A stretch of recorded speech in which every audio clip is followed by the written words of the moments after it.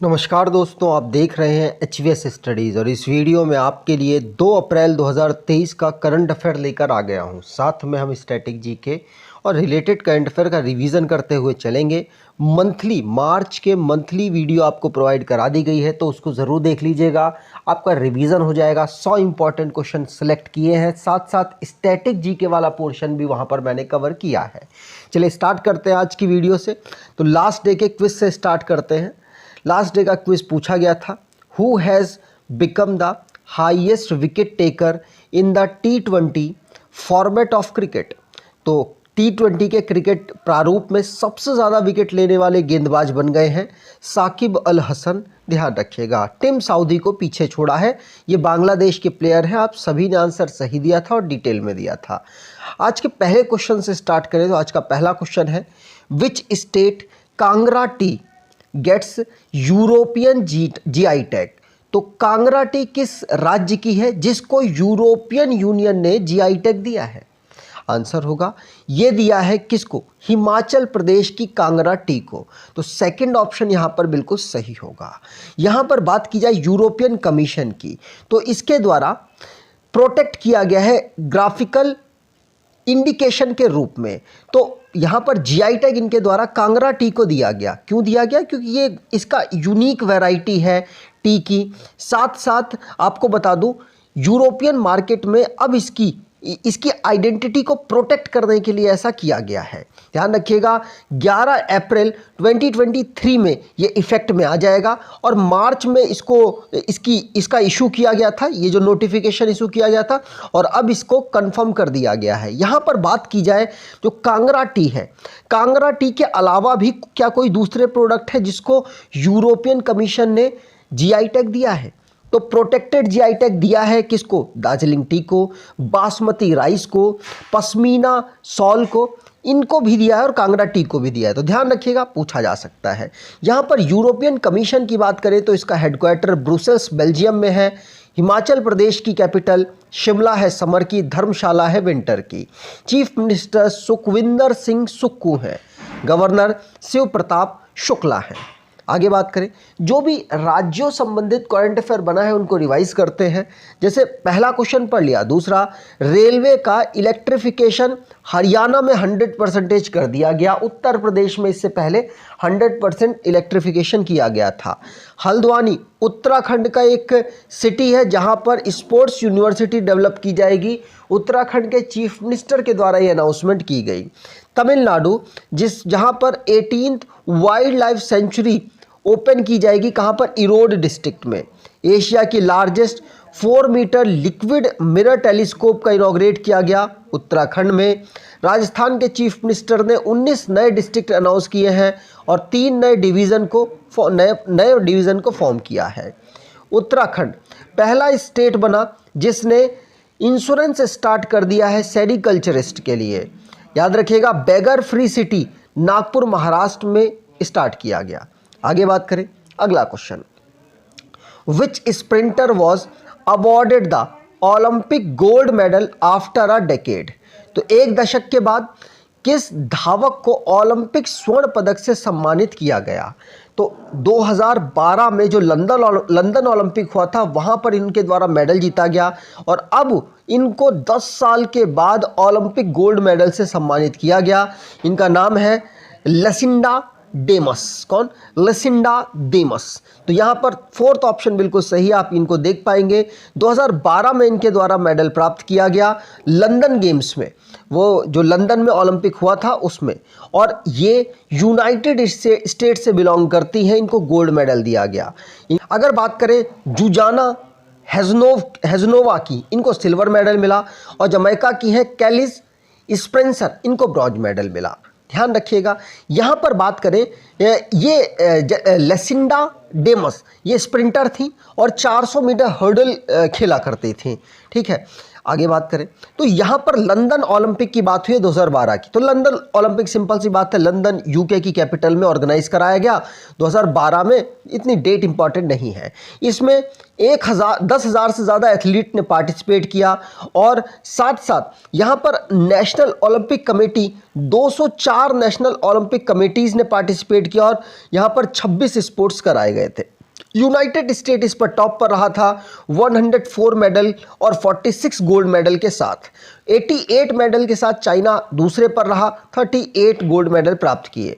65 medal के साथ great Britain third number पर रहा था, जिसमें से 29 गोल्ड मेडल थे।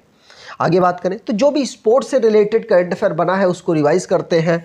पहला क्वेश्चन पढ़ लिया। दूसरा, शकीब अल हसन जो हम अभी स्टार्टिंग में पढ़ चुके हैं, T20 में सबसे ज़्यादा इन्होंने विकेट्स ले ली हैं।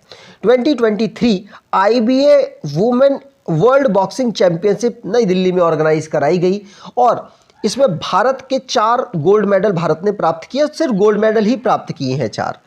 WPL वुमेन प्रीमियर लीग 2023 में मुंबई इंडियंस टॉप पोजीशन पर रही, मतलब जीत चुकी है इस टाइटल को, और दिल्ली कैपिटल्स दूसरी पोजीशन पर, मतलब फाइनल पर हार चुकी है 7 विकेटों से। Sergio Perez Saudi Arabia grand prix को जीत चुके हैं और रानी रामपाल के नाम पर एक स्टेडियम का नाम रखा गया।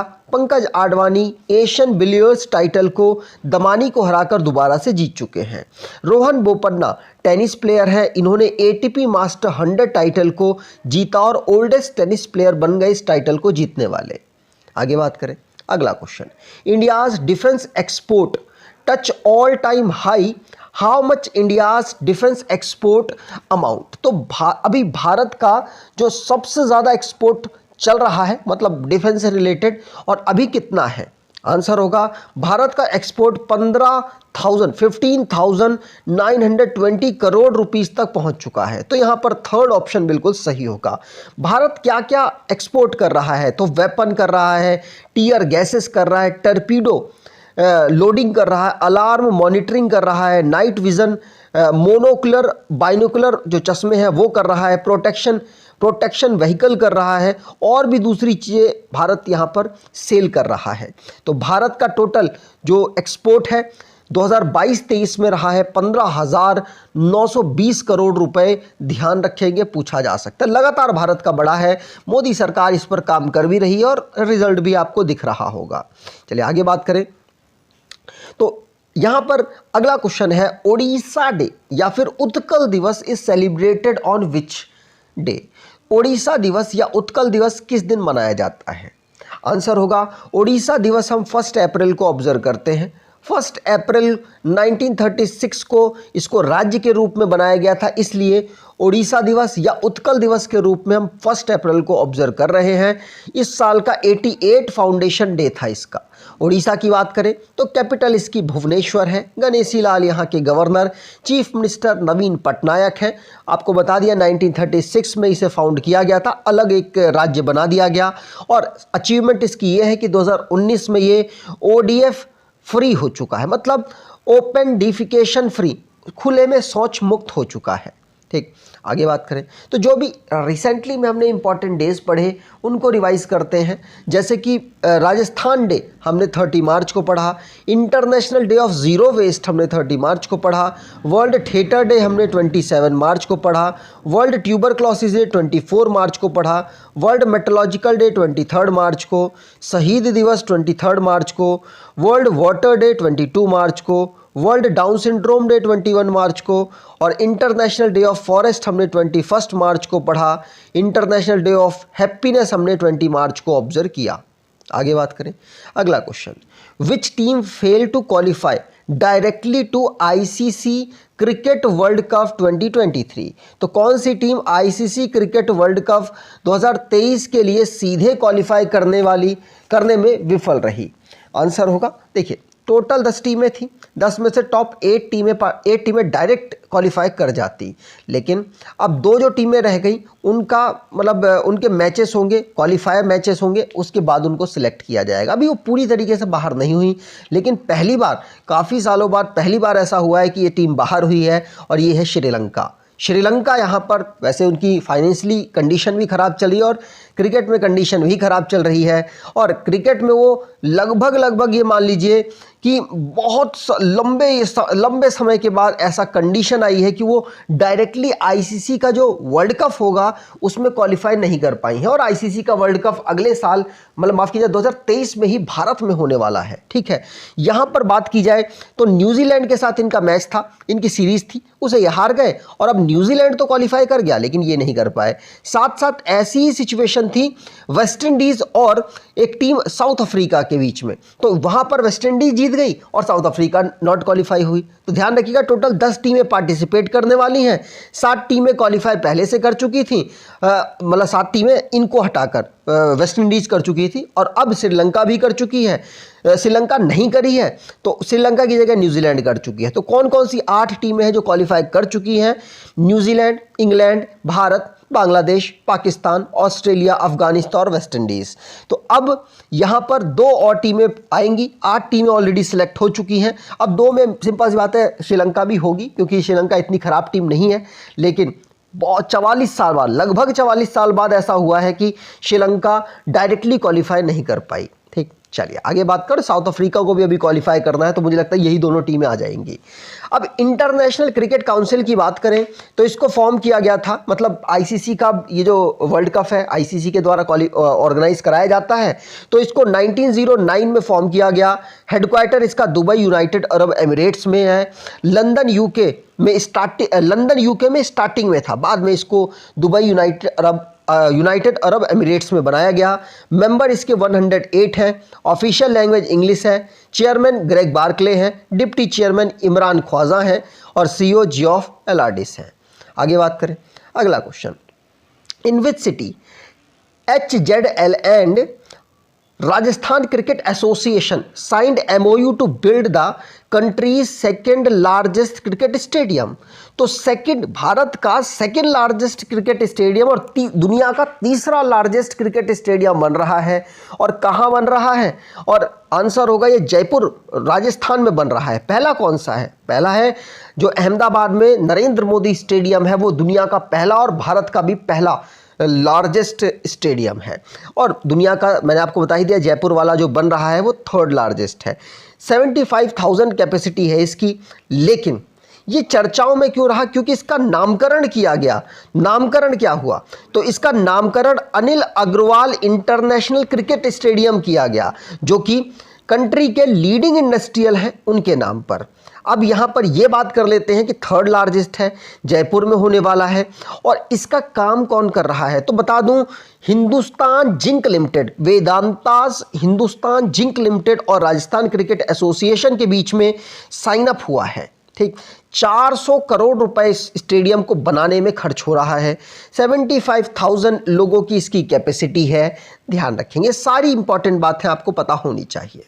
आगे बात करें, राजस्थान में ये बन रहा है तो राजस्थान के जो क्वेश्चन है उनको रिवाइज करते हैं, स्टैटिक वाला। तो राजस्थान को फॉर्म किया गया था 30 मार्च 1949 को। कैपिटल जयपुर है, गवर्नर कलराज मिश्र है, चीफ मिनिस्टर अशोक गहलोत हैं। यूनिकैमरल यहाँ की लेजिस्लेटर है, जहाँ यूनिकैमरल इनकी लेजिस्लेचर है, जहाँ पर असेंबली में 200 सीट्स, राज्यसभा में 10 सीट्स, लोकसभा में 25 सीट यहाँ पर आती हैं। डिस्ट्रिक्ट इनके 50 हो चुके हैं।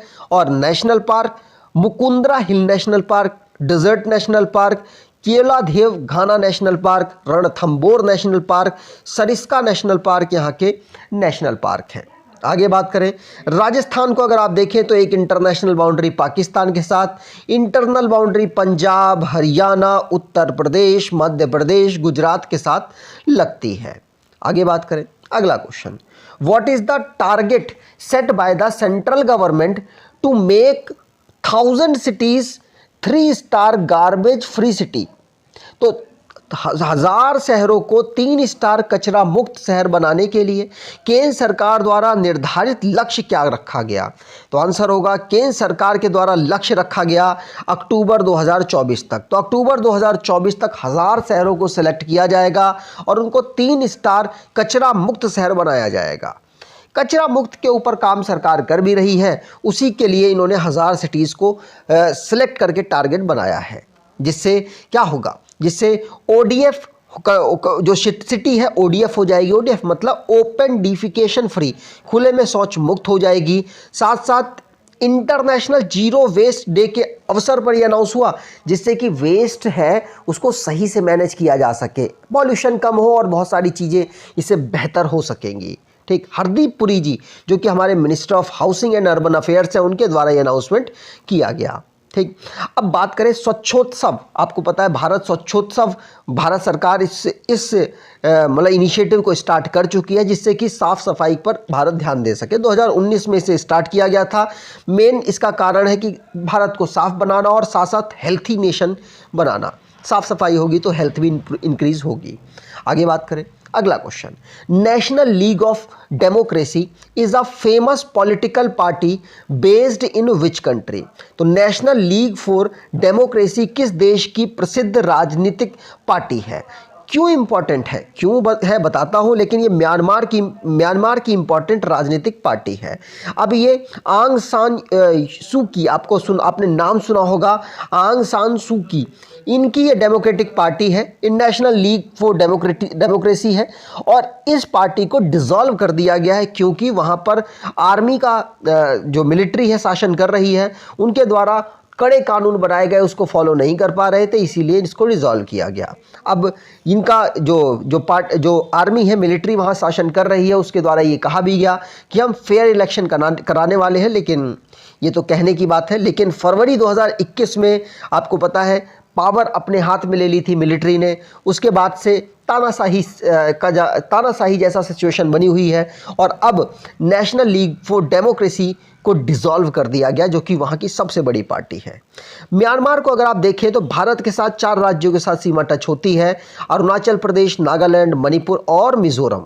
ठीक, आगे बात करें, अगला question, PROBA 3 mission which will be launched abroad, ISRO PSLV is associated with which space agency? तो इसरो ने PSLV पर लॉन्च किया जाने वाला प्रोबा 3 मिशन किस अंतरिक्ष एजेंसी से जुड़ा हुआ है? तो ये प्रोबा 3 मिशन किस एजेंसी से जुड़ा हुआ है? आंसर होगा ESA, यूरोपियन स्पेस एजेंसी से जुड़ा हुआ है। इसका कार्य क्या होगा?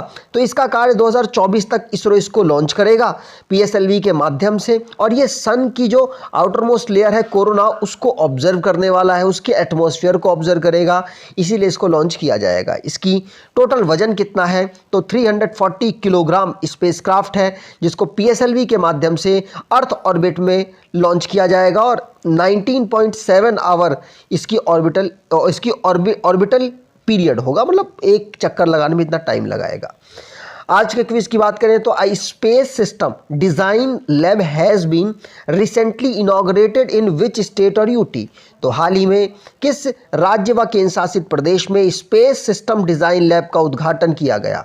तो कमेंट बॉक्स में डिटेल में आंसर दीजिएगा। अगर आपको ये वीडियो अच्छी लगी है तो आपसे अनुरोध करूंगा वीडियो को लाइक कर दीजिएगा, चैनल को सब्सक्राइब कर लीजिएगा, और एटलीस्ट अपने कुछ दोस्तों तक वीडियो को शेयर ज़रूर कीजिएगा। धन्यवाद।